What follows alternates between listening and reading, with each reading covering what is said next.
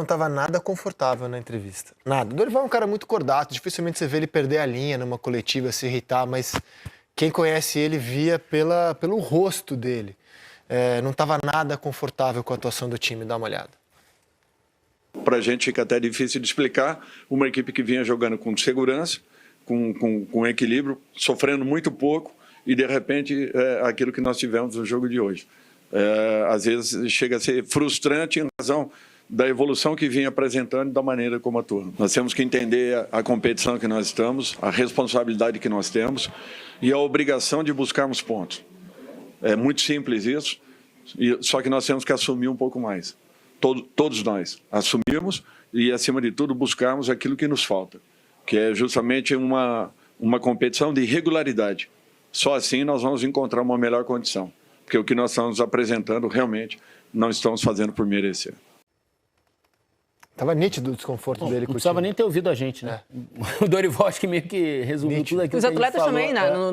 Após o jogo, na entrevista mesmo ali na beirada de campo, quem foi entrevistado também falou sobre isso. Porque, assim, é um bom time, assim, com um elenco, não é o perfeito, óbvio que não, tem elencos melhores no Brasil, mas tem que entregar mais. Eu concordo com o Rizek, é elenco para brigar pela Libertadores. Eu acho que naquele tier list que a gente fez no começo do Brasileiro. Quarto ou sexto? Não, para brigar por vaga na Libertadores, não é para ser campeão. No passado chegou mas dá para chegar ali, cara. Mas assim... Mas foi um tiro... Você acha que o time do Bahia... Não, mas o Bahia mas o tier list, não, mas o tier list time do Corinthians é pior do que o do Bahia? Eu não acho. Pior que o do Mirassol? Não acho. Não. Então, é pra estar ali. Não, mas peraí, a gente tá falando assim, quando iniciou o ano, a gente competiu igual. Uma exceção.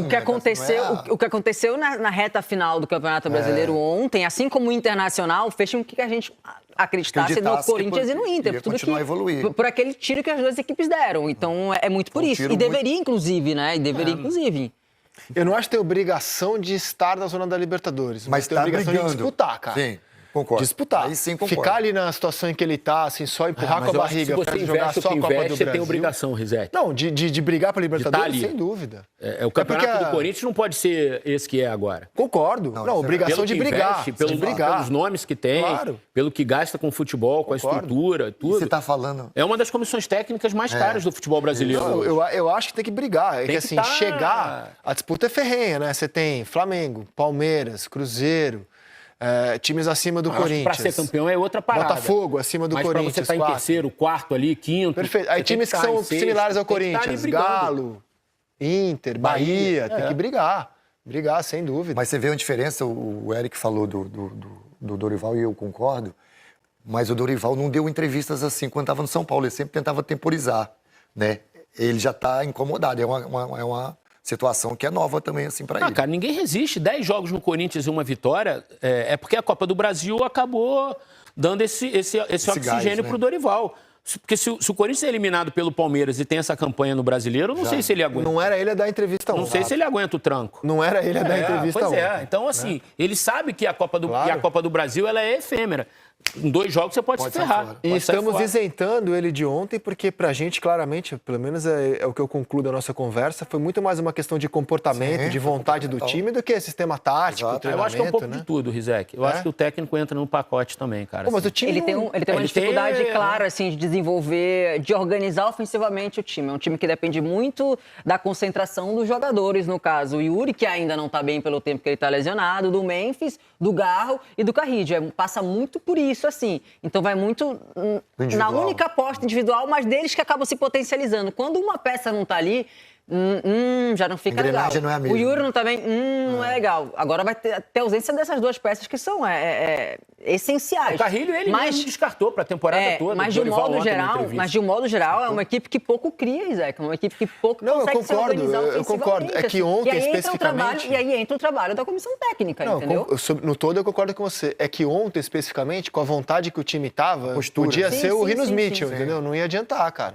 Então, um maravilhoso sistema tático ontem, porque com a postura do time ontem... Mas a obrigação do técnico é também identificar essa questão de postura, essa questão de comportamento, de dar uma guinada nisso no vestiário. De levar a força é dele também. O técnico também tem culpa nisso.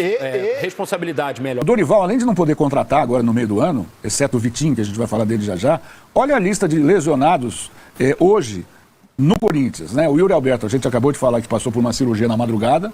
O Memphis deve ficar um mês fora, pelo menos, problema no músculo da coxa. O Carrídio, ligamento no tornozelo, vai ficar um bom tempo afastado. O Hugo, hérnia inguinal, né, que foi o mesmo problema do Yuri Alberto, coincidentemente. Né? O Dorival, pelo que me consta, ele só conseguiu montar o time dos sonhos dele 2 vezes, exatamente contra o Palmeiras pela Copa do Brasil. E não mais do que isso. É isso. É isso aí. E aí, como é que faz? Eu acho preocupante, tá? Eu acho preocupante porque dos 4 jogadores mais importantes da equipe, 3 estão fora, né?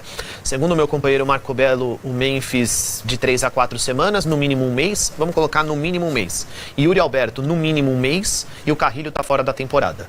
Então agora... O Dorival falou sobre a história do Carrilho na coletiva pós-jogo, né, na segunda-feira. Exatamente. Então, assim, desses 4 jogadores que são mais importantes do ponto de vista técnico, só um estará em campo. Eu acho preocupante por conta da situação do Corinthians no Campeonato Brasileiro. Acho que principalmente no Campeonato Brasileiro. Veja, assim, na Copa do Brasil, as bolinhas foram favoráveis ao Corinthians, né? Que acaba pegando o único clube da Série B que disputa a competição ainda, né? E que os tá quadrifinalistas. Então, no dia que o Corinthians deu vexame, o Atlético Paranaense deu outro vexame, né? Ganhava por 2-0 do Criciúma e tomou um 4-2. Quase que simultaneamente ali, né? Então o time está muito mal também. Então, daqueles que eram possíveis, os adversários possíveis, o Corinthians acabou pegando o mais fraco deles, né? Só tem uma solução, né? Vai subir alguém da base. Se é que o Corinthians tem alguém... Tenho ouvido só coisas ruins. A base também foi devastada. O Guinegão vem entrando, eventualmente, né? Mas é um jogador ainda muito... Ele foi bem na Copa São Paulo, um atacante, mas ainda não emplacou, né? E não dá para colocar tudo na conta da base. O Dieguinho entrou contra o Fortaleza, foi titular, inclusive, contra o Fortaleza. É muito difícil, é uma situação muito difícil. O Corinthians teve a faca e o queijo na mão, né, Cacá? Em 2012, né? Ali era para decolar. Claro, claro. Com estádio novinho em folha, campeão do mundo, era hora de realmente ter um foguetinho. Aí o que eles fizeram? No estádio para abrir a Copa do Mundo, né? Na Babesca. E na sequência, Alexandre Pato. Alexandre Pato foi a cereja do bolo em 2012, né? Foi a contratação que veio no final de 2012. E a questão passa muito pelo estádio também, né? O estádio poderia ter sido até construído, mas para abrir a Copa do Mundo, havia aquele caderno de encargos da FIFA, né? Desse tamanho, e precisava ser um estádio nababesco, né? Então... Não, já contei a história do duto de petróleo que passava sobre o estádio. Exatamente. Para remoção é uma coisa absurda, que jamais a Petrobras na vida pensou em ter que fazer aquilo. E lá fez, o presidente da República assinou. Tá? Então tudo bem, beleza. Olha aqui, só que beleza não. Beleza, a gente fala popularmente, né? Agora é o seguinte, Vitinho chegou. O torcedor corintiano vai ter que se contentar só com esse reforço, pelo menos por enquanto não desbloquearem o tal do transfer ban. Vamos ouvir o Vitinho, que diz que se for necessário, pode atuar na posição do Carrídio. Né? Fala também sobre o calendário de jogos aqui no Brasil. Vamos ver. Praticamente 2 meses, né, desde a minha última partida, então eu tive meu período de descanso e comecei algumas atividades, mas nada em campo, nada com bola. Eu sei do calendário e o ritmo aqui é alucinante.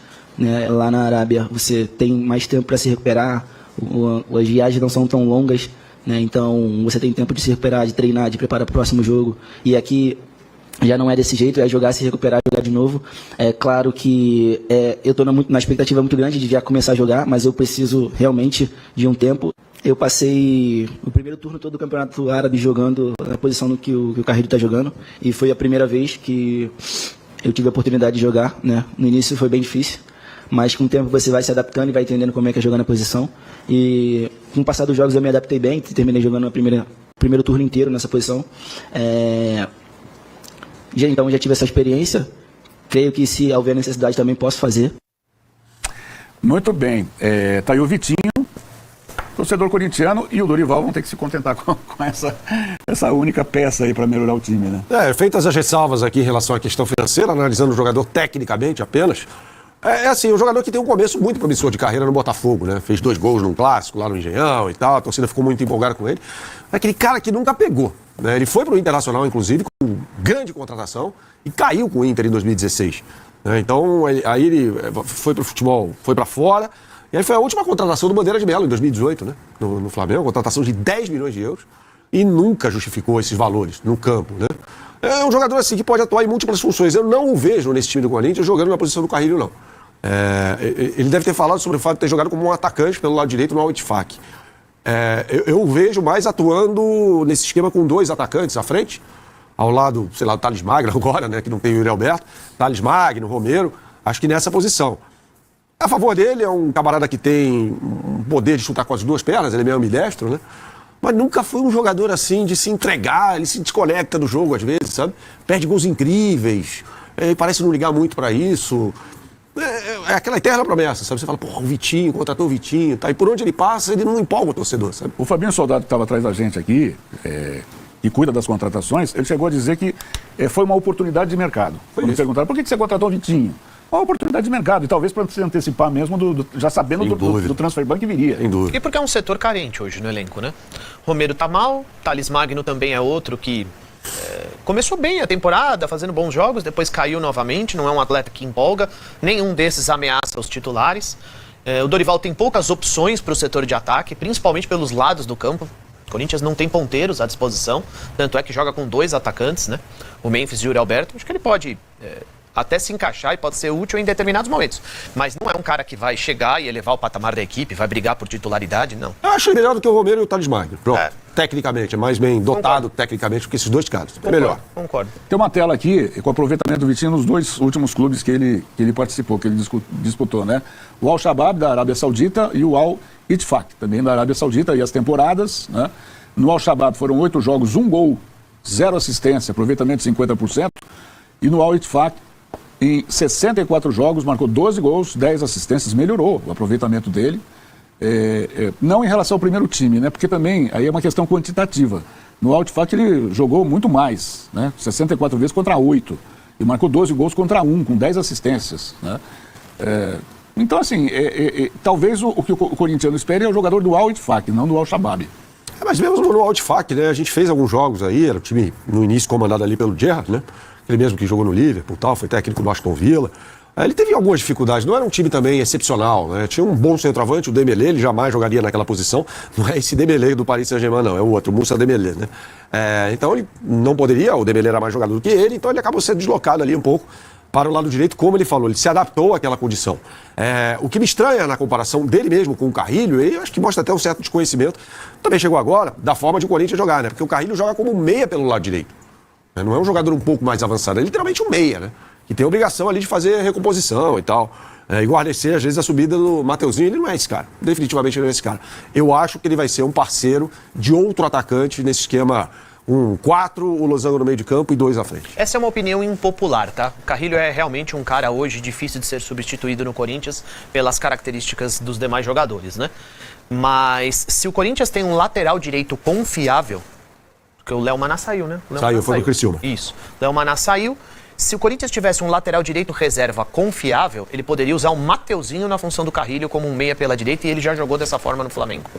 É impopular, porque a galera não gosta muito do Mateuzinho. Ele já jogou assim quando o Flamengo tinha vantagem no placar. Ele colocava Rodinei e Mateuzinho, mas porque isso muito melhor eventualmente. Sim, mas isso muito eventualmente.